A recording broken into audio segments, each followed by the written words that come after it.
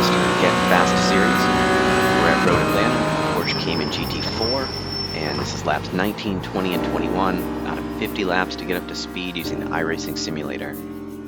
This video is all about getting on the brake pedal to stop the car as efficiently as possible.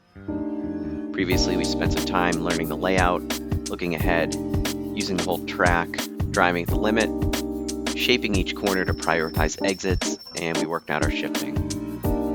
Now we're carrying a bit of momentum on the straightaways, and it's time to focus on getting on that brake pedal. Before we break down turn by turn the 6 brake zones around the track, we're going to talk about brake application generally, and there's 3 phases that are worth focusing on, although they do flow together.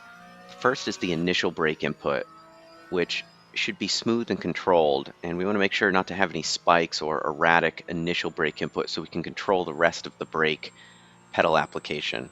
So if we're taking any slack out of the top of our sim race pedal or any dead spot out of the top of the brake pedal in real life, we want to do that quickly but in a controlled manner.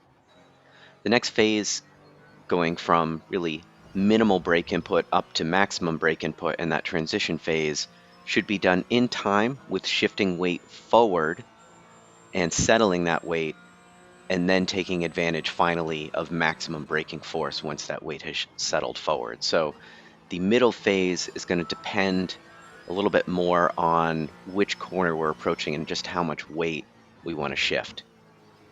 If we are in a situation where it's a matter of bleeding off speed as much as possible, for instance in a turn 10, we are going to reach maximum threshold braking and sustain that limit for a period, and that's the third phase.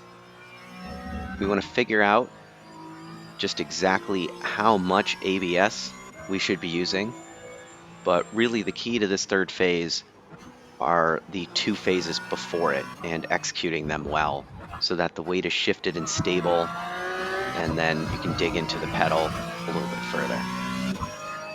Now let's take a look at how that applies at each of the brake zones around the track. Like I said, there are 6 of them. The biggest one is here coming into turn 10. So we'll throw things down to partial speed, and while we do have to be maybe a little bit slower in shifting the weight because we're coming downhill on the initial pedal application, once things bottom out, we do reach quite a high level of pedal pressure with a lot of grip available in the car. You can see we are, well, maybe using just a little bit too much, but not way too much brake pedal pressure on the way into turn 10.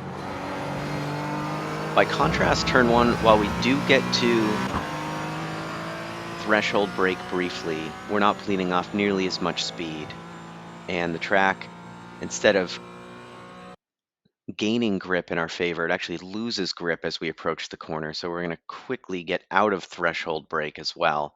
You can see in this lap we didn't even quite get up. It wasn't nearly as much pressure as at turn 10. Coming up to turn 3, the middle phase of applying that pressure is going to be in time with us opening the wheel.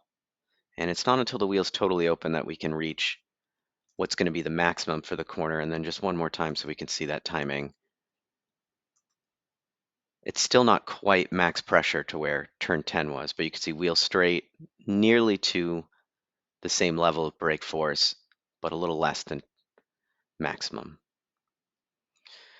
Moving up to turn 5, there's a lot of bumping going around, and we're trying to carry a bit of speed and manage the pitch of the hill. So we actually only get to about just below threshold brake once everything's completely straight into turn 5.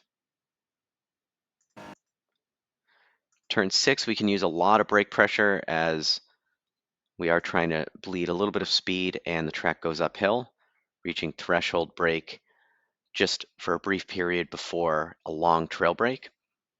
And then for turn 7, we are bleeding some speed, but we don't quite get all the way into the pedal pressure as it's such a short brake zone that we have to start backing out for trail braking pretty quickly. So once again, we'll show turn 10 just because it is really the premier brake zone, maybe in the United States. Here, quickly getting to max pressure, but controlling it with the slope of the hill.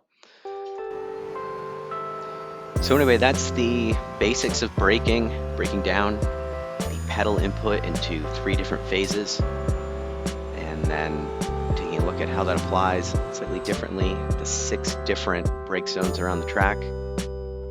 Stick around for the next few laps where we focus on getting off the brake pedal to rotate the car into each corner.